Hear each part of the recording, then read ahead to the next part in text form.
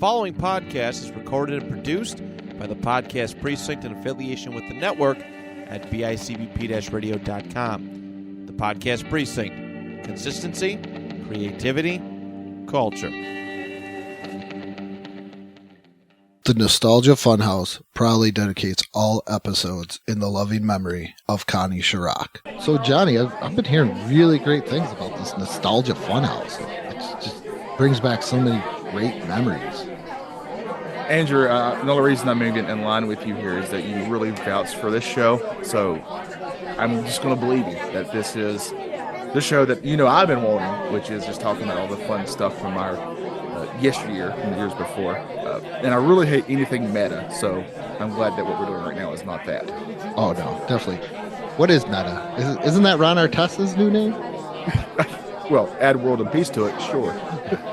Yeah, but this is great. They, last year they were tearing play sets and Halloween costumes. Well, that sounds cool. They get these weird court recordings from pop culture courts. Does anybody care about court cases? These ones are kind of cool. They put Scott Kelvin on trial. Poor old Santa Claus there. Oh, wow. Yeah. Okay, that sounds interesting. Yeah, man. You know what the best part about this is, though? Is I hear they always got a really great sponsor. You can check it out right there. Bringing kids our Power Pack new series. But Shredder wants it. We must take that power. Yeah, let me have it. Let's give it to him. Oh, no, the ninja net. Down, down, dude.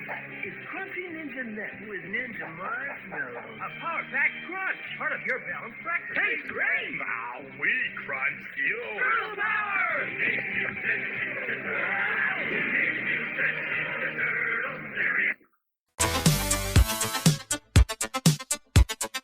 Hello, welcome to one shell of an episode of the greatest nostalgia podcast featuring Andrew and myself, Johnny, and in which we discuss all things nostalgia, like the Teenage Mutant Ninja Turtles. We're going to do that today at the Nostalgia Funhouse. We welcome you. Come on in. The doors are open. The lights are on. And guess what? The television is on HBO and the Ninja Turtle movie is playing. Andrew, very incredibly excited to talk about one of my all-time favorite films ever, the very first live-action Teenage Mutant Ninja Turtles. Our family grows. The city itself will be our playground to use as we please, rewarding ourselves and punishing our enemies. We've been looking for you, Miss O'Neill. There is a new enemy, freaks of nature.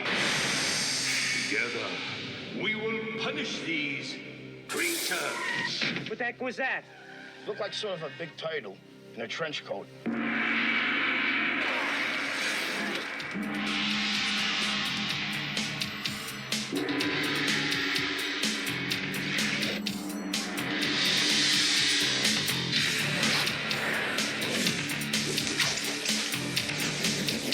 Awesome!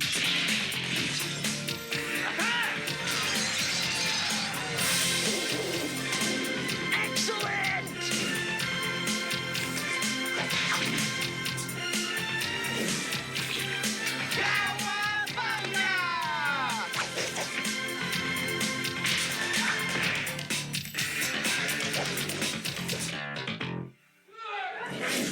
Yeah! I love being a turtle!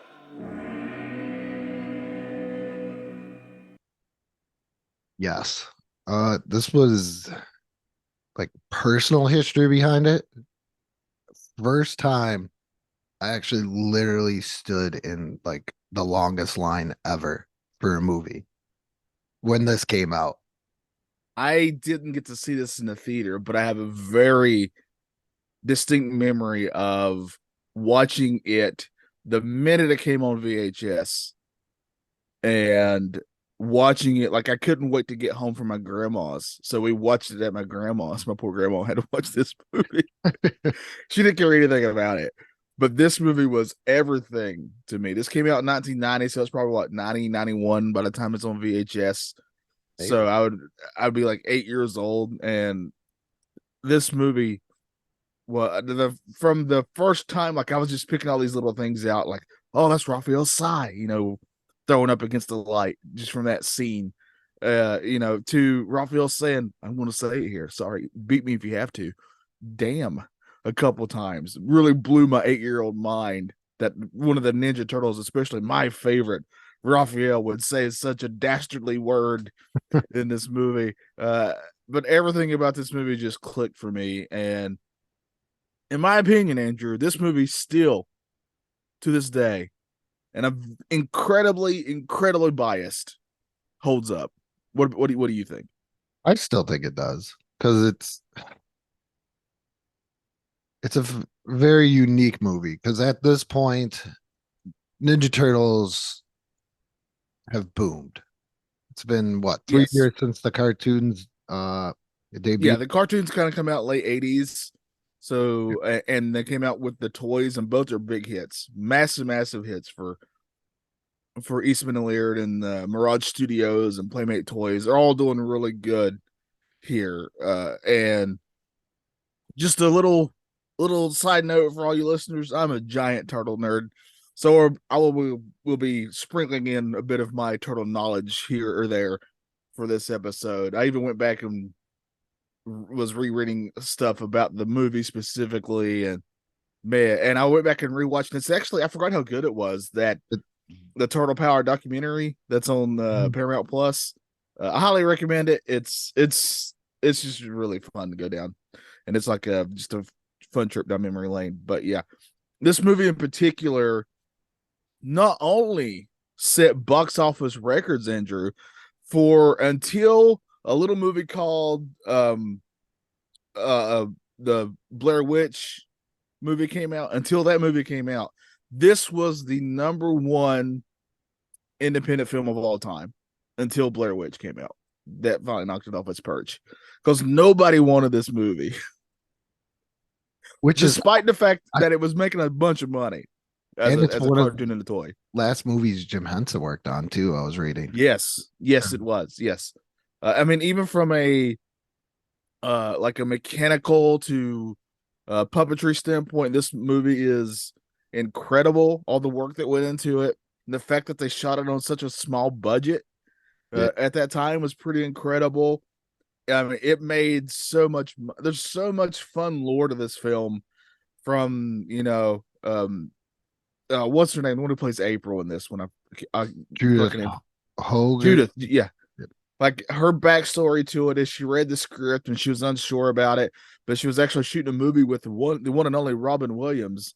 Cadillac Man. Yeah, and he was like, "What are you doing next?" And she told him this little thing called Teenage Mutant Ninja Turtles, and his eyes lit up. Robin Williams was a big comic book fan, and he loved the Ninja Turtles. And like he sent her all his comic books and really talked her up, and she's like, "Yeah, I kind of have to do this now." Because that's the unique thing about this movie, though, too, is it's not. And I don't think I really noticed it as a kid too much, but it's not the cartoon. It's right. It's kind of a blend. It's a blend between the cartoon and the comics, is really what it is. It was the first time that you could actually see the blending of the two, which I feel they've started to do more to revamp the series each and every time. The new IDW comic book is incredibly good, and it did a really good job of that, to the point where it was always really fun when they'd bring back a character from like the cartoon or whatever, and just to see their version of it. And as of this recording, the new movie hasn't came out yet, but it's only like a week or two away, and I'm very excited for it. So I thought this was a great time for us to discuss this movie, Andrew. Yes. I love watching this film. A big fan of it. I have, not to brag, I bought so many versions of these movies, Andrew. And I currently have the Blu-ray set that has the original 3 plus that animated one that came out not too long after that. It all came in. Oh, yeah. Okay. One where like Leo and Raph have a fight on the rooftops. Yeah. It's actually really sweet, awesome fight. But all these come in like a pizza box. It's really cool. But yeah, I going back and watching this, it's really hard for me to put a critical I want to try my best, because if you really break it down, there is some things you can obviously complain about, but I mean, I don't know. it's very little for me. My things that ruined this for me in a way, not ruin, but the guy that does Michelangelo's voice, Robbie Wrist, for you Iron Eagle fans and Saturday Morning Kid Vid fans, he plays Milo in Iron Eagle. And have you ever seen that? Milo's the computer dork. So, and then he's in, what is that? Kid Video, he's Wiz. And I'm like, yeah. Not cool. But he did voice Mondo Gecko on the cartoon series. Oh, there we go. That's pretty But cool. other than that, I was like, oh man, now I'm gonna see Milo's face every single time. And the man that does Elmo It's Splinter. is Yeah. Splinter. And that Or was did Elmo. He kind of had a yeah, oh yeah, he had a little he may or may not be canceled today, but yeah. heard about that. It's pretty fascinating, a little backstories. Like these suits the turtles had to wear were ridiculous, were crazy heavy. On top of, because even the heads had all this wiring and stuff inside them, and they would break down all the time in the filming, so they would constantly have to be fixed. But you also had to be able to move and do like legit flips and ninja moves in these things, and it's just a fascinating thing. I one of the biggest thrills of my art life was when I was set up at a convention at Myrtle Beach one time. This guy came by at my desk, and I drew Ninja Turtles a lot, and he saw those and just started talking to him about the Ninja Turtles. And come to find out, this guy played a foot soldier in the movies, and he got to play multiple, because obviously you never see their faces. No. So he got to play multiple foot soldiers, and he would just sit there and just start telling me all these amazing on set stories about that, because they filmed in North Carolina and Wilmington during this, because it was just cheaper. And so Wilmington's pretty great. Not only did we get to film Ninja Turtles there, but also Dawson's Creek. That's a great 1-2 punch. Oh my goodness. Did you just bring up Dawson Creek? Now we just do that cross. That's the crossover we need. We also have a little tie to this too, because once again, I don't know how many times I think it just always needs to be mentioned, is one of our very good friends' uncle was the fight choreographer on this.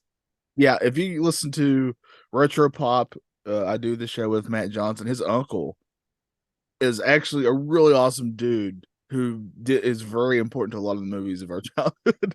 Karate Kid, the Ninja Turtles movie. You know, he did a lot of the fight choreography for those things. Yeah. And he's very famously the ref at the end of the first Karate Kid movie. I know, I was so jealous because his uncle has an action figure. Yeah, it's so cool. But as Johnny was saying, for pretty much each character, you had a voice, an in-suit performer, a martial arts stunt double. Yeah. And then you had to have the puppeteer on the other end doing the facial motions. Yeah.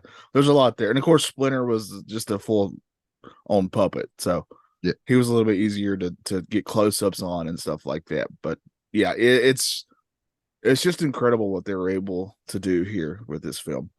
I mean, if you really think about it, because I remember as a kid just thinking, oh, these are, like, I never even once thought these were people in suits. I thought, well, these were the Ninja Turtles. You know what I mean? Like, it never once dawned on me that these were actors and these things. Like, oh, this is what the Ninja Turtles are. These are the real them. And the cartoon was just like a version of them, but this was the Ninja Turtles right here. This is the actual Ninja Turtles. And I just found out today that Sam Rockwell, this is like his second movie ever. Yes. And he's one of the when the boss's son kind of goes underground to where all the foot soldiers are sort of taking teenage kids and teaching them, like an underground area with a lot of the kids, the teenagers. The teenager that takes him around is Sam Rockwell, and he's at the end of the movie too, I think. But Yeah. yeah, I remember seeing that and discovering that, like, after I just discovered who Sam Rockwell was, and I was like, this is a great actor, and I was like, holy crap, that's him. Yeah. Probably the biggest name that's come out of this movie. Biggest name probably entering this movie was Mr. Corey Feldman. Or maybe that's just my 80s Yeah, he's dorkiness. got to be, right? I would think so. My 80s dorkiness could probably be in there too, and my love of the Goonies. Yeah. I mean, I think that's pretty obvious. I mean, he's a big name. Yeah. So, what are some of the scenes that you feel really stand out? Obviously, the Pizza, the late pizza thing. Yeah. I quote this movie. This is another movie I quote quite a lot, Andrew, just so you know. Let's see. What I think just that's the other amazing thing too, is that the way that crime is depicted in these older movies is just stealing stuff. Yeah, my favorite That's- one's the old lady grandma. Yes. And she sits up for a second, then her TV's gone. I think that was my biggest takeaway on a lot of these things. Is like, unless it's the extreme movie, that everything is like crazy crime is just stealing stuff. Yeah, and it's really weird because if you really think about it, the Foot Clan is supposed to be this really big time ninja clan, but at the core of it right now, they're just going around stealing televisions from old ladies. Yes. And that underground area that you said for like the new recruits and stuff like that, it reminded me, this is kind of crazy, reminded me of Pinocchio with the island. Oh, yeah, I can see that. Yeah. Like that, or a mixture of Never Never Land and Hook. Yes. Yeah, I get without those. without electricity, where you could still become a kid. Yeah. And you kind of do whatever you want as a kid. Yeah. But it kind of reminded me a little bit more of Pinocchio, where like you can go hang out, do all this stuff, but Yeah. Go play. Yeah. I just found out that the guy's not even Asian. Don't do that to me.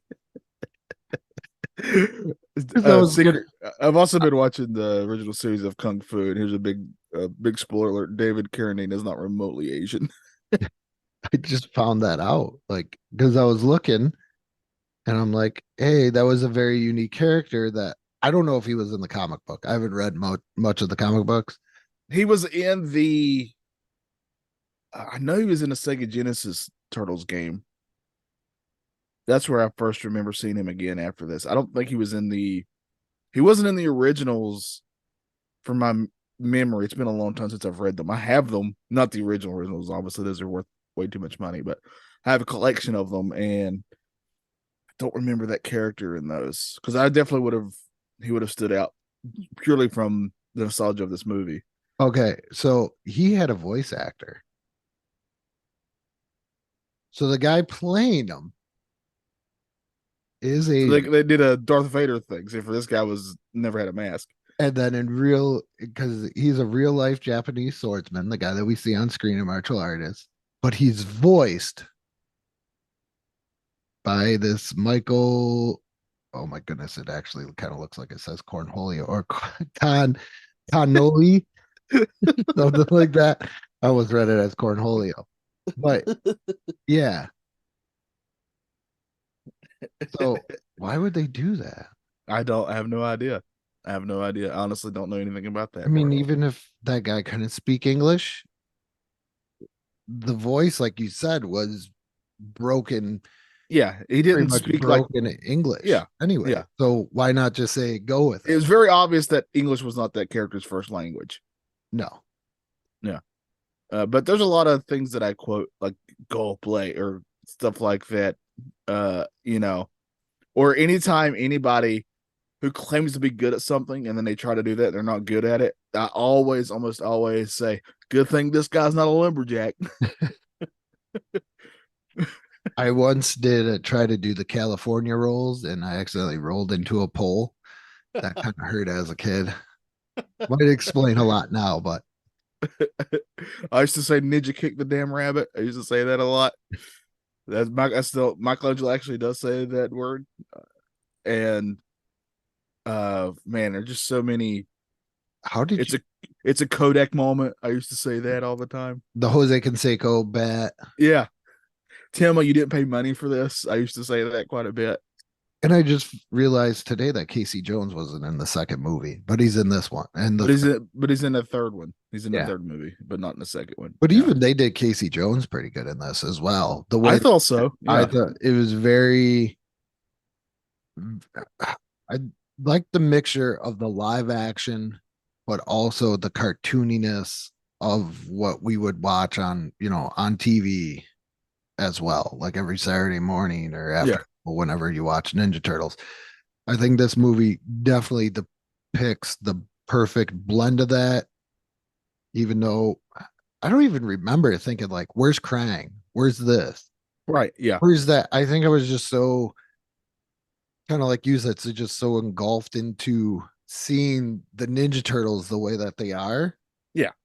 That I didn't care. Like just wanted to see the turtles, and I was having fun with them and seeing them. The Raphael in this is a little bit more. I'm sorry, I'm gonna go this route, but I think you agree. Is different than the cartoon version, where he's way more gruff than just the This Raphael guy. is way closer to the comic Raphael. Okay. The animated show softened him up a lot. He still has those core elements. Like Raphael is really sarcastic, but they definitely play on that element of Raphael in the cartoon way more. Raphael literally has some to me, he's the funnier one in the cartoon. But I'm also again very biased. He's my favorite turtle. But it's you're not wrong.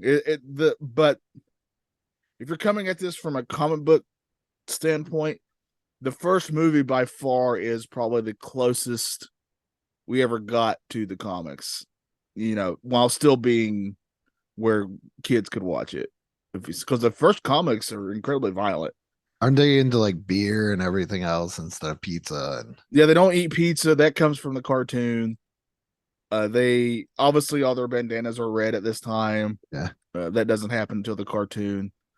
There's just so much here that you have to change because it's just gonna be for a wider audience. And as the movies go on, they get goofier and goofier. They get worse goofier.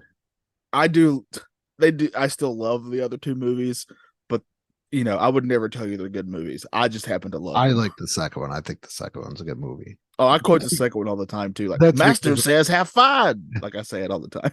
That's probably because I had it on VHS and I just played it constantly. Yeah, and Kevin Nash is in it. Can't go wrong. It's sexy.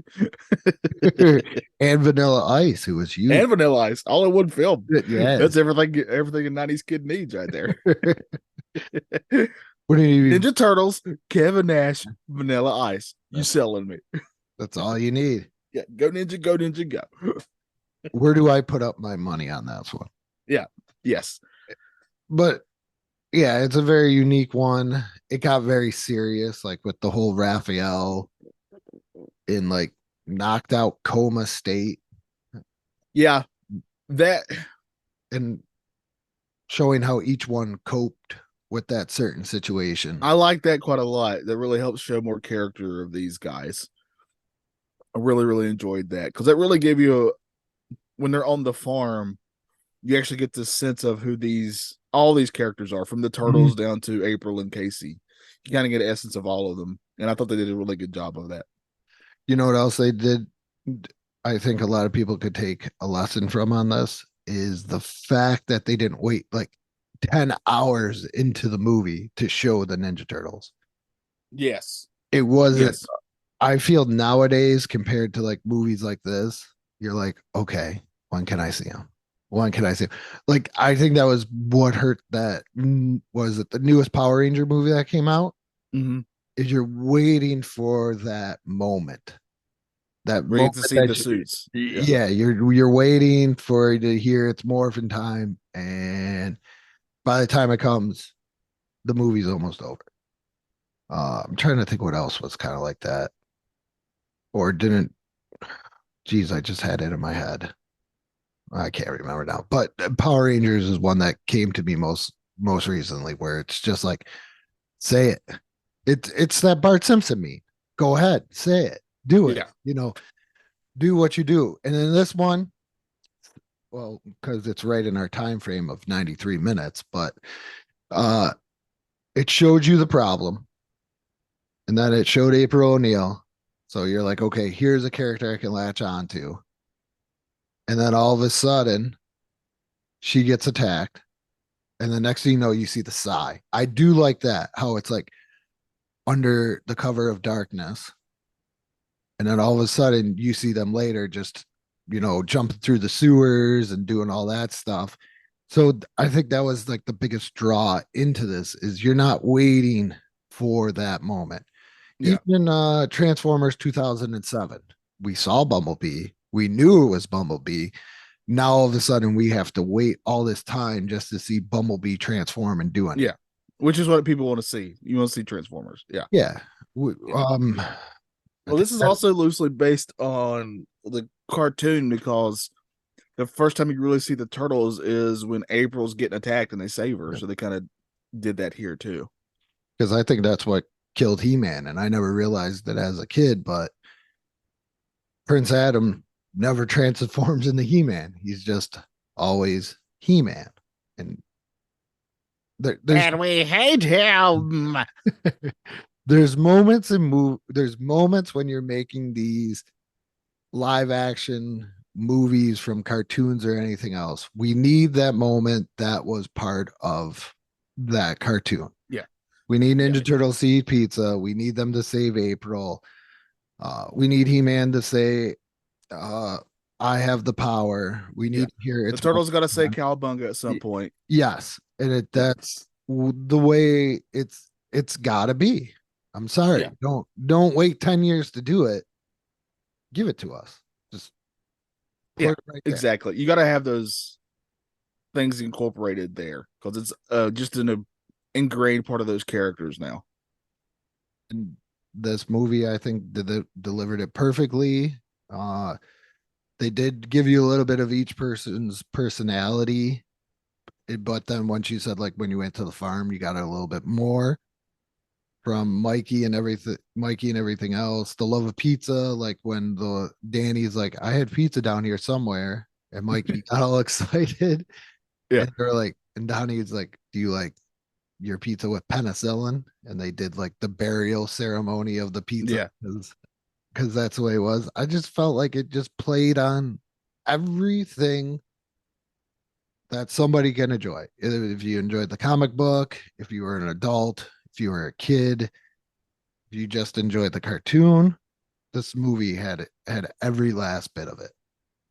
Yeah, I thought so too. And I mean, it had everything you could ever want as a turtle fan. It had the humor for sure. It had some pretty awesome fight scenes. Yes. And even had some, I mean, there's a lot of really good dramatic stuff in here too, from like when Splinter has that heart to heart with Raph. Mm-hmm. Like that's a really good moment to when the turtles are on the farm and Splinter shows up in the fire, that's a really cool moment. Just all these cool dramatic things that happen, or just when Splinter is tied up and he's talking to Danny about his boys, about his sons. Just some great stuff there. This is legit. When you get asked what are your favorite movies, like just movies, this one has got to be one of the ones I've seen the most. It's got to be up there, and this is easily a top 5 movie for me. I think this is your like Transformers the movie for me. It is. It most certainly is. Yeah. Because I would not put this movie above Transformers the movie, but no, I get it. Yeah, but this is my Transformers the movie. Yeah. Yeah. Like this is like, oh my goodness. It even has a great song at the end. Yes. I used to know all the words. I had the soundtrack to this. Did you? Brag. Yep. And I would listen to that song over and over and over until I learned the lyrics when I was a kid. And I knew the lyrics. And I was very mad because one of the lyrics is off. Because it called Raphael the leader, and he's not the leader. Hate to tell you. No, because the greatest Ninja Turtle of them all is the leader, Donatello. Or No, sorry, Leonardo. We can fight He over that is the later. greatest. I don't. But I'm looking at a picture because even the movie poster they did an amazing job on. yes, yeah, they sure did. They sure did.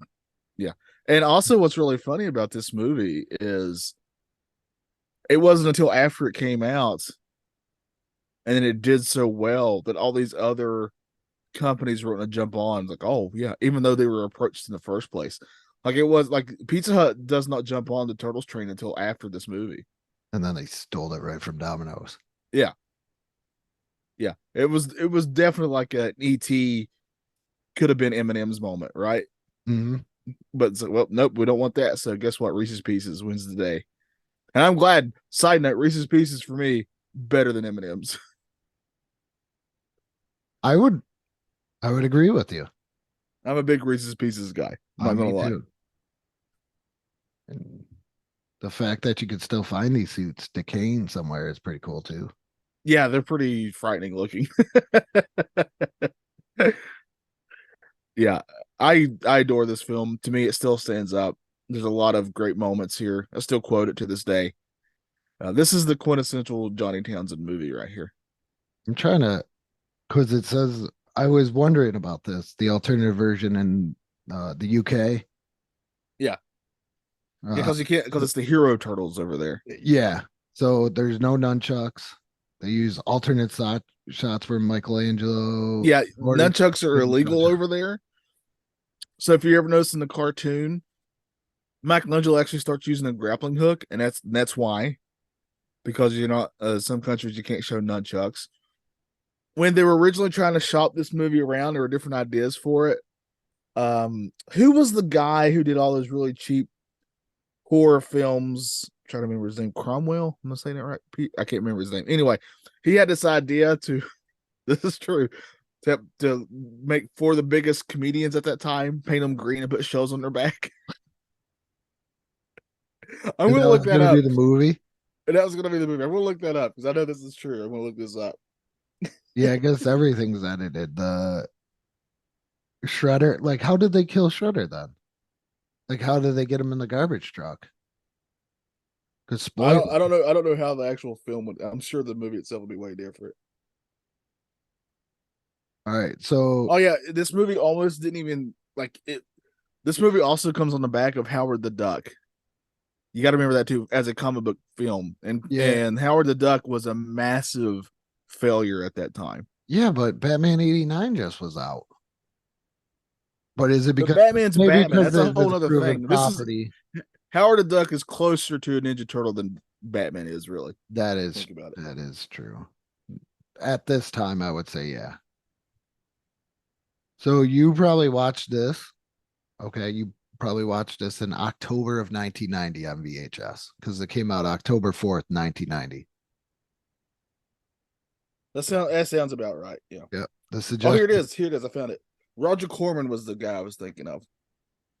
He was known for really cheap horror movies, but also the movie I couldn't think of. I don't know why I couldn't think of this. That really bad Fantastic Four that never got released. Oh, okay. Yeah. Those suits look good though. I'm not gonna lie. But here's what his idea was. I was trying to remember who the comedians were. He wanted to have Gallagher, Sam Kinison, Rich out there, just those two together. Yeah, that doesn't even make sense. Bobcat, Goldthwait, and Billy Crystal. He wanted those four. And he's going to have them wear shells and just paint them green. That was his idea. That would have been horrible. But I want to see it. It would have been terrible. Who would be who then? I don't know. I would say Kiddison. Okay. If I was going to do this, Kiddison is Raph. Yeah. Billy Crystal's Leonardo. So I would say Gallagher, Donatello, and Bobcat, Michelangelo. Yeah. That's how I would cast it. But yeah, it's a must-see film. I'm sure. That is crazy that he wanted that. He like pitched this. Yeah, he pitched this. Hobbs, what are you doing, bud? My cat is joining the show. Another guest star. Oh Yeah. yeah, just typed in Roger Corman TMNT and there's a picture of Billy Crystal. See, there you go. Oh, so here we go. Somebody actually did it. Roger Corman's Teenage Mutant Ninja Turtles coming soon. And exactly how I have it, how I said it, is exactly which each one's colors are. That's what I'm talking about. I don't think that would have worked. No, it most certainly wouldn't have. I couldn't see this for four personalities working together. If we redid that today, who would be the four comedians you would want? Jeez. This is what I'm talking about. Are we talking stand up or just actors, comedians? I think this felt like this was going very much into stand up, right? So let's do stand up. I'm going to go John Mulaney, would have to be one.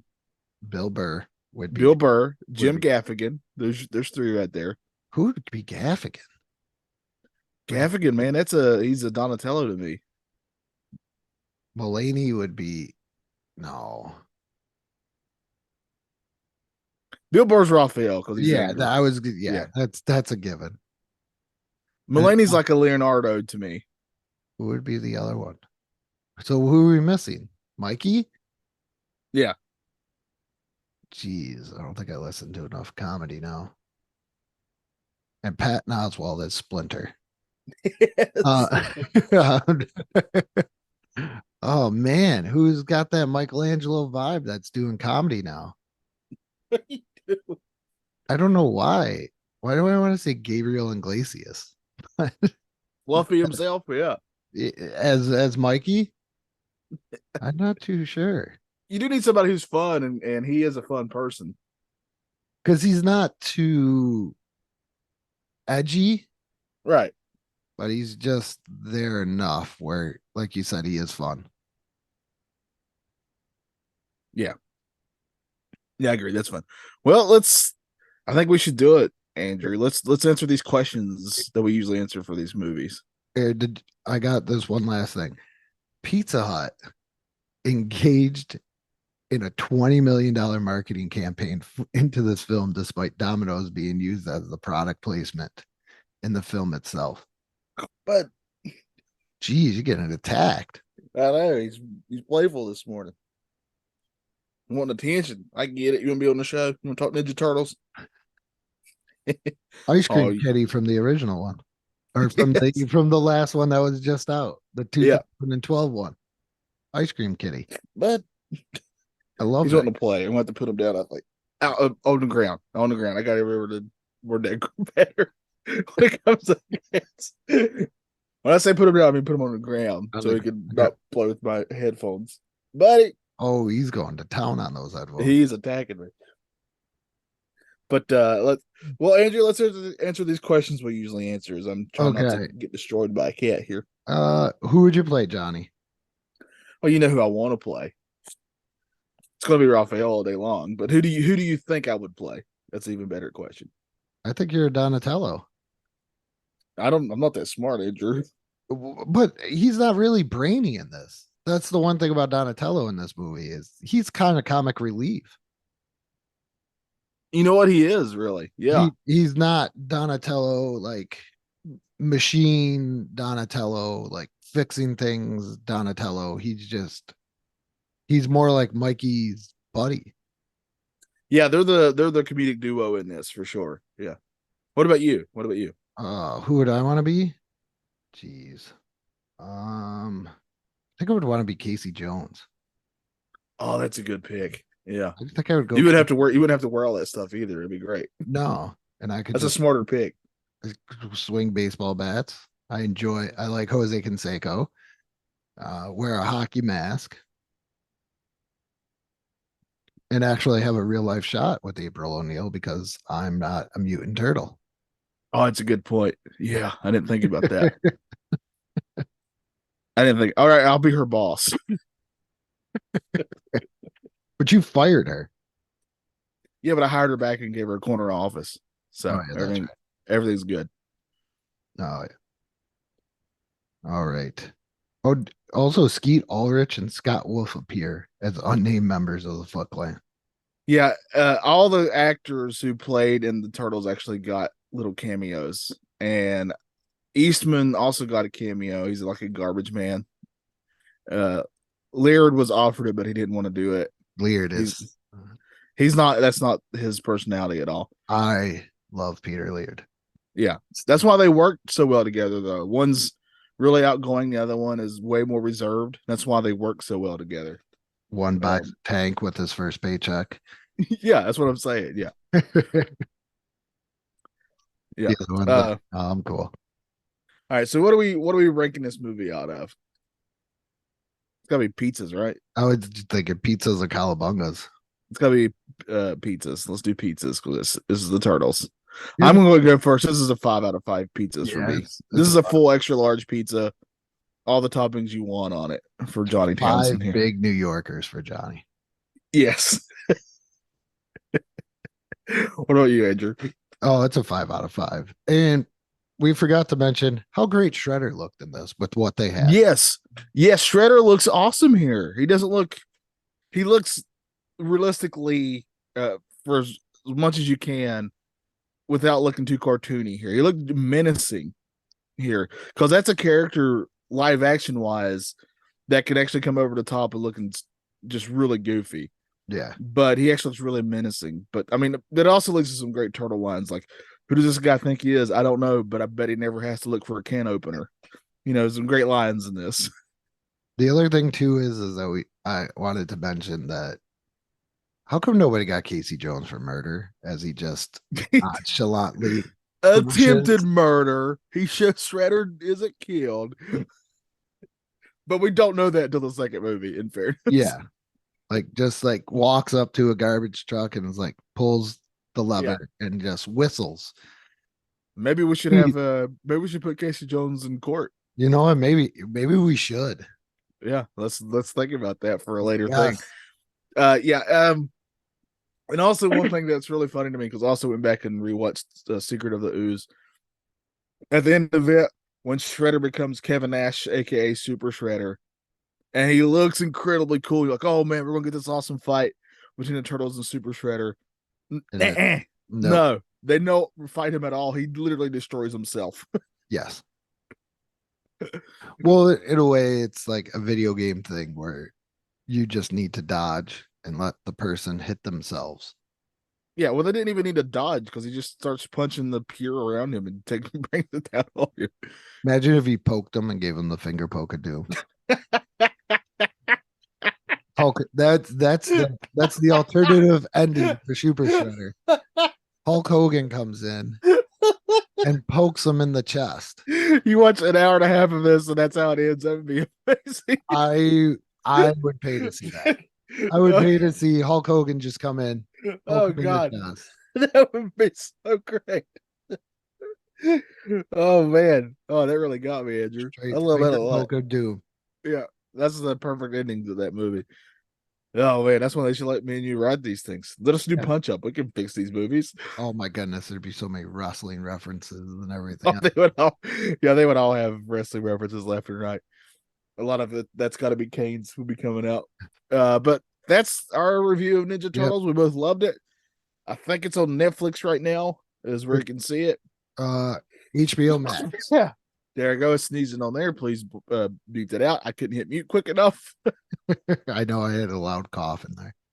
But yeah, that's Ninja Turtles. We both obviously love it. It's on Netflix now. Go check it out if you wish. Very excited for the new one. I think it's going to be a lot of fun. I already have, again, a brag here. I already got the Raphael action figure from that one. Plan on getting the other ones because I just like the designs of these turtles. They look great. They don't look like ugly behemoths that Michael Bay did. So let's support that if you like Ninja Turtles. Yeah. But Andrew, you do an amazing job with our social media. Where can people go and kind of interact with us? You could go on our Facebook page. We are on Instagram and YouTube and Patreon and our merch store. All the links below. Yeah, go check those out. Make sure you join our Patreon. We're going to start adding some more stuff on there. Yep. Go check it out. Help us be able to afford the Ghost of Mr. Chicken. We would love to review that Our goal is to have enough Patreons by this coming Halloween so we can finally review The Ghost and Mr. Chicken. Let's make our dream come true, everybody. And with that being said, good morning, good afternoon, and good night. Hell yeah.